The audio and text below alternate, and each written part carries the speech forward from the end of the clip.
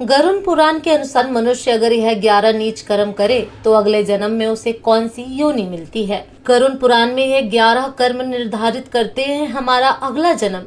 यह तो आप सभी जानते हैं कि जो मनुष्य जैसा कर्म करता है वैसा ही फल भी पाता है, परंतु क्या आप जानते हैं कि हम मनुष्यों द्वारा किए गए कुछ कार्य ऐसे भी होते हैं जो मरने के बाद भी हमारा पीछा नहीं छोड़ते हैं, और तो और यह कार्य ही हमारा अगला जन्म भी निर्धारित करते हैं। वैसे गरुड़ पुराण विस्तार से इस संबंध में हमें जानकारी प्रदान करता है, और आज हम आपको गरुड़ पुराण से लिए गए ऐसे ही कुछ 11 कर्मों के बारे में बताएंगे जिनके आधार पर मनुष्य विभिन्न प्रकार के पशुओं की योनियों को प्राप्त करता है। तो चलिए जानते हैं गरुड़ पुराण के इन 11 बिंदुओं को। नंबर 1, मित्र से छल करने पर कौन सी योनि मिलती है। इस संसार में मित्रता का रिश्ता बड़ा ही अनूठा होता है। कहते हैं कि एक सच्चा मित्र समय आने पर अपने प्राणों की आहुति भी दे सकता है, किंतु तब क्या होता है जब एक सच्चे मित्र को ही ठगने लगे। वैसे गरुड़ पुराण में ऐसे लोगों के संदर्भ में विस्तार से बताया गया है। इसमें बताया गया है कि जब कोई व्यक्ति अपने मित्र से छल कपट करता है तो मृत्यु के उपरांत उसे नर्क तो जाना ही पड़ेगा, साथ ही साथ उसका अगला जन्म पहाड़ों पर रहने वाले गिद्ध के रूप में होता है। उसे मरे हुए पशुओं का सड़ा गला मांस खाकर जैसे तैसे अपना जीवन यापन करना पड़ता है। नंबर 2, धर्म का अपमान करने पर कौन सी योनि मिलती है। इस संसार में आपको कई ऐसे व्यक्ति मिल जाएंगे जो अपने धर्म के साथ साथ दूसरे धर्म का भी समान भाव से सम्मान करते हैं। वहीं कुछ लोग ऐसे भी होते हैं जिन्हें दूसरों के धर्म से तो चिढ़ होती ही है, परंतु वे अपने धर्म को भी हीन भावना से देखते हैं। ऐसे लोग पुराणों में लिखी हुई बातों को नजरअंदाज करके अपनी अल्प बुद्धि का परिचय देते हैं। इन लोगों के संदर्भ में गरुड़ पुराण कहता है कि मरने के पश्चात इन्हें नरक तो मिलेगा ही, साथ ही साथ इनका अगला जन्म कुत्ते के रूप में होगा। यह स्वान बनकर अपने स्वभाव के कारण गली गली में भौंकते रहेंगे, परंतु ना तो इनकी कोई बात गौर से सुनेगा और ना ही कोई प्रतिक्रिया व्यक्त करेगा। फिर जब इन्हें अपनी भूल का आभास होगा तब जाकर यह अपनी स्वान की योनि से मुक्त होंगे। नंबर 3, अपनों का अनादर करने पर कौन सी योनि मिलती है। इस संसार में किसी भी मनुष्य का जीवन बिना उसके परिजनों के सहयोग के संभव नहीं है, और इसमें माता पिता और गुरुजनों की तो बात ही अलग है।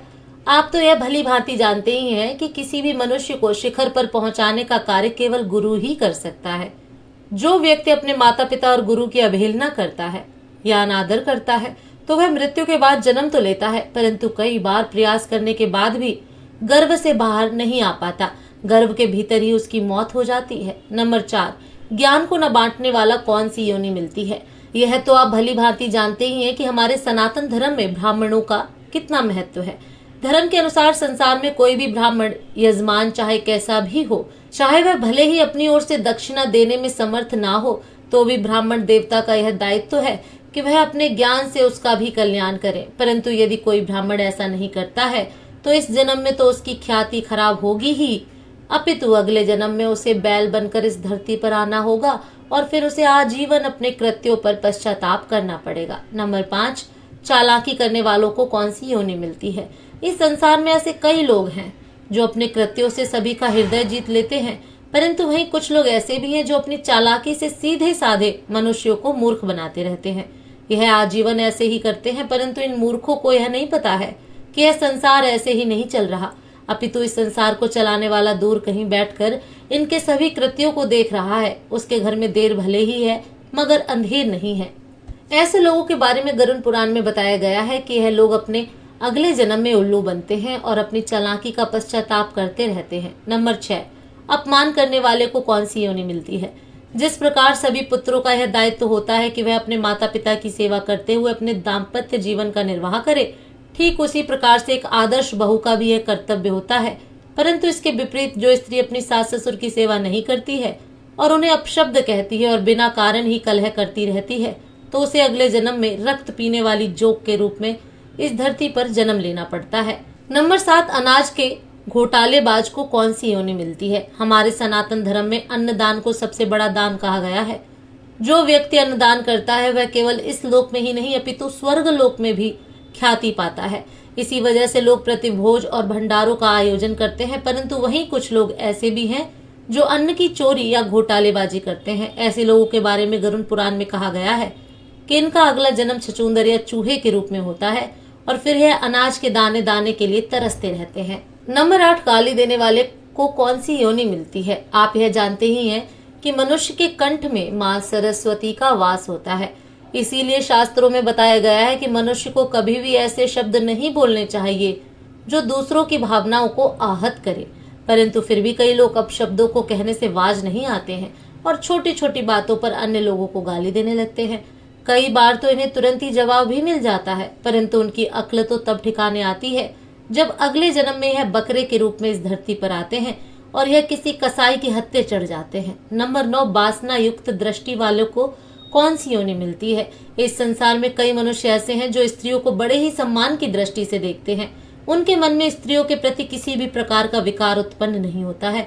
वही संसार में कुछ ऐसे लोग भी हैं जो प्रत्येक स्त्री को बुरी नियत से देखते हैं।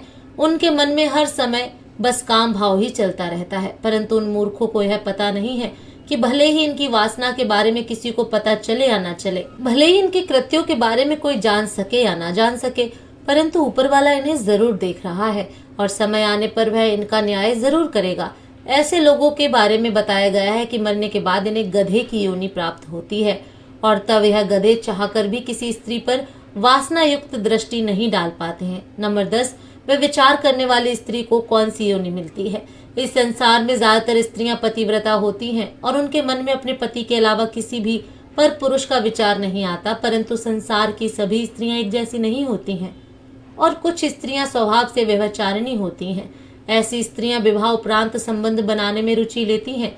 वैसे उनके इन कृत्यों के कारण इन्हें कई बार समाज में अपमानित भी होना पड़ता है, परंतु उनकी अक्ल तब ठिकाने आती है जब इन्हें अगले जन्म में छिपकली या चमगादड़ के रूप में इस धरती पर आना पड़ता है। नंबर 11, जहर खाकर मरने वालों को कौन सी योनि मिलती है। शास्त्रों में हमें बताया गया है कि मनुष्य का जीवन हमें बड़ी ही कठिनाइयों से मिलता है, परंतु फिर भी हम में से कुछ मूर्ख लोग व्यर्थ की सांसारिक बातों से घबरा जाते हैं और भगवान द्वारा दिए गए इस अमूल्य जीवन को व्यर्थ ही गवा देते हैं। ऐसे लोगों के संदर्भ में गरुड़ पुराण कहता है कि इन्हें अगले जन्म में सर्प बनकर धरती पर आकर अपनी भूल सुधारनी पड़ती है। तब कहीं जाकर यह परमात्मा द्वारा प्रदत्त इस जीवन की उत्कृष्टता को समझ पाते हैं। इसलिए कहा जाता है कि यदि जीवन में आए हो तो कुछ अच्छे कर्म करो ताकि मरने के बाद उत्तम लोकों की प्राप्ति हो सके। दोस्तों, आपको ये वीडियो कैसा लगा कमेंट करके जरूर बताएं। हर हर महादेव।